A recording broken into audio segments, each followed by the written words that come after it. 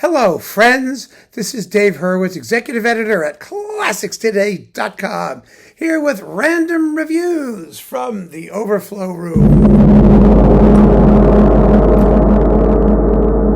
And today we're continuing our survey of Mendelssohn, a multi-video extravaganza dedicated to one of romantic music's most misunderstood and neglected figures, actually, considering all that he actually wrote.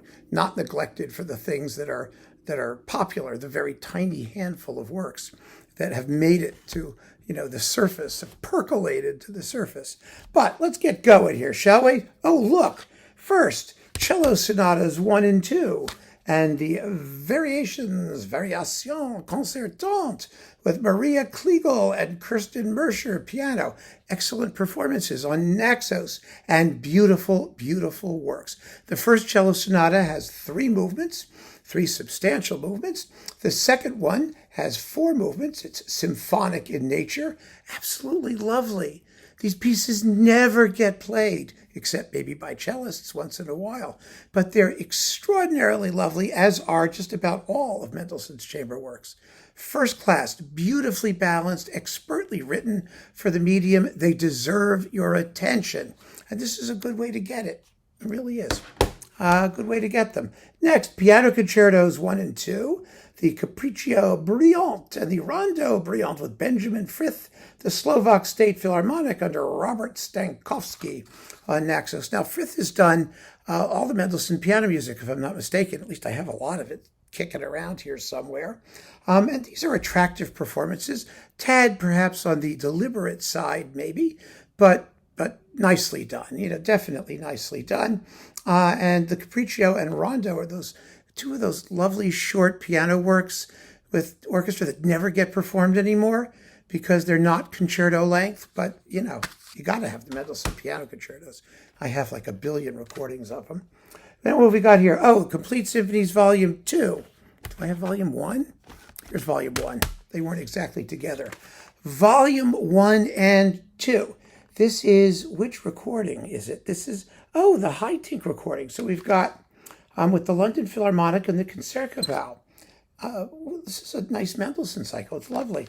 On Phillips Duos, we've got Calm Sea and Prosperous Voyage, Symphonies 4 and 5, the Italian and the Reformation, A Midsummer Night's Dream Overture and incidental music, and the Violin Concerto with Arthur Grumio, all with Bernard Haitink. That's on Volume 2, which I did first for some reason. Volume 1 has, all the other Symphonies 1, 3, and the Lobgesang, and the Hebrides Overture. This is a nice cycle. I'm glad I have this. I am, actually. It's charming. I forget if this was in the Haitink Big Box, because it was with the London Phil more than the Concertgebouw. Maybe not. I don't remember. It's right over there, the Big Box. In case you want to go check. I'm not getting up. Then we've got this delicious Peter Maag Mendelssohn disc. This is an iconic, classic Mendelssohn disc with the Scottish Symphony, the Hebrides Overture, and Midsummer Night's Dream Overture, and Scherzo, Nocturne, and Wedding March on Decca. Yes, everyone in the world has this, and everyone in the world loves it. So there you go. Overtures and Intermezzi. Well, that's interesting. Is there any Mendelssohn? Oh, there is. That's why I have this. This is a fabulous Herbert von Karajan Berlin Phil collection. And it's got, the Gypsy Baron Overture, Massenet Meditation from Thais, with Anne-Sophie Mutter, Cherubini's Anacreon Overture, Weber's Freischütz, Franz Schmidt's Notre Dame Intermezzo. He remade this collection on Deutsche Grammophon, or much of it, not exactly the same. Puccini's Suor Angelica and Manon Lescaut Intermezzi, Mascagni's L'Amico Fritz Intermezzo, Humperdinck's Hansel and Gretel Overture, and Mendelssohn, the Hebrides. That's why I put it under Mendelssohn. You have to put it somewhere, right? So I stuck it under Mendelssohn. It's a good Hebrides. Beecham does Mendelssohn, Schumann, and Brahms. Mendelssohn, the Italian Symphony, the Hebrides, the Roy Blas Overture. Oh, these are all lovely. Schumann's Manfred Overture and the Brahms Tragic Overture with the Royal Phil on Sony. We need a Beecham box. And now that Sony has supposedly fired like everybody, we probably will never get a Beecham box. on Sony and RCA. There's an EMI stereo Beecham box coming. There should be a mono one too. They should just do everything. And this is all mono stuff, or mostly mono stuff. And I'm so glad I got it when I could, frankly. Mendelssohn, Scottish Symphony, and Die Erste Walpurgisnacht.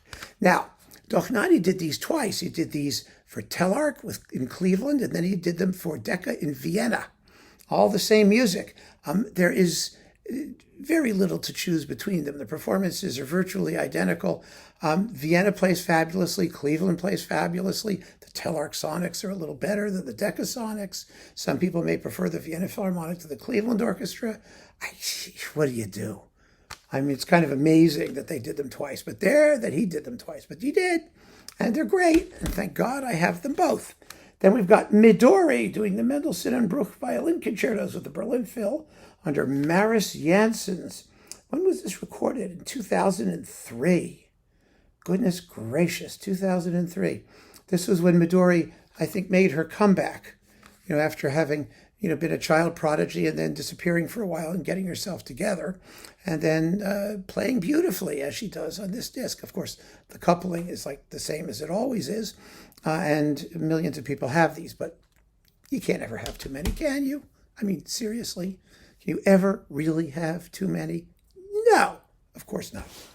Then we have the string quartets, the complete string quartets with the Thalich Quartet on Calliope, or Calliope, or however you want to call it. Oh, these quartets are so beautiful. These performances are fabulous. They may be on La Dolce Volta right now, which owns the Calliope catalog. These are superb performances of really the greatest quartets. Well, how many great quartet cycles are there in the 19th century? Let us count them. There is Beethoven, of course, right? And the end of Haydn, if you want to be technical, but Beethoven, let's just say. And then there's Dvorak.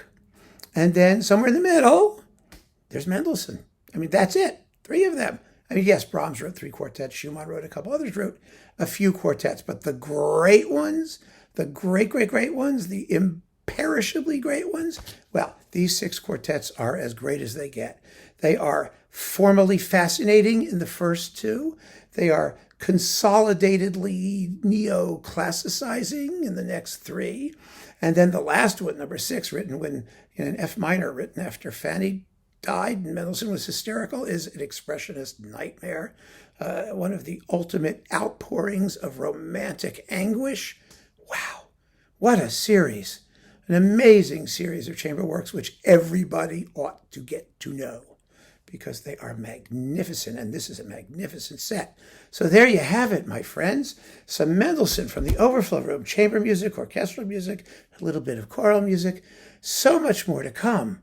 I mean, there's just so much to enjoy in Mendelssohn's output. So keep on listening, friends. Thanks for joining me. Take care.